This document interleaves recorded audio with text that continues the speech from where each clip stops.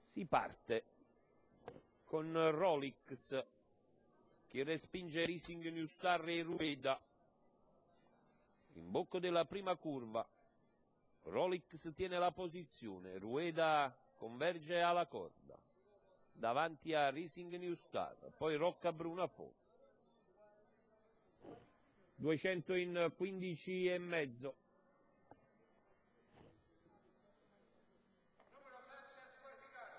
A tabellone è finito Rabin Mile, tiene buona andatura Rolex,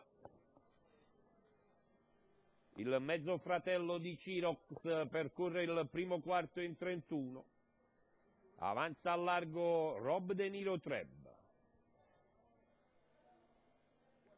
Si arriva al completamento dei 646 e mezzo.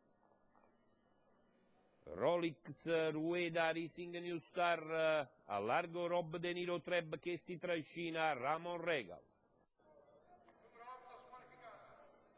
800 completati in 1-2-8.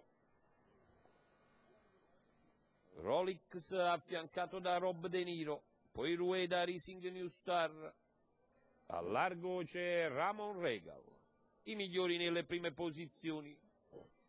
18,8 il chilometro.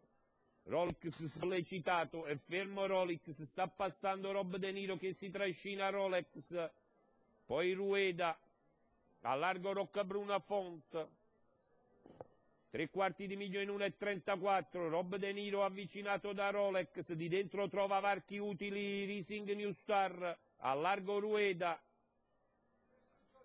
Rolex, Ramon Regal e Rueda piombano sul leader, di dentro Racing New Treb, battute conclusive, è fermo il leader Rob De Niro, Ramon Regal attaccato da Rueda, poi Racing New Star, battute finali con Ramon Regal e D'Alessandro Junior che precedono Rueda e Racing New Star.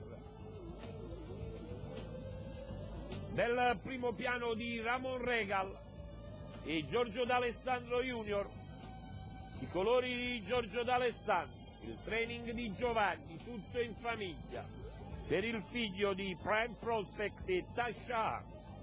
Ricordiamo molto volentieri Tasha agli ordini di Antonio Pensivecchio.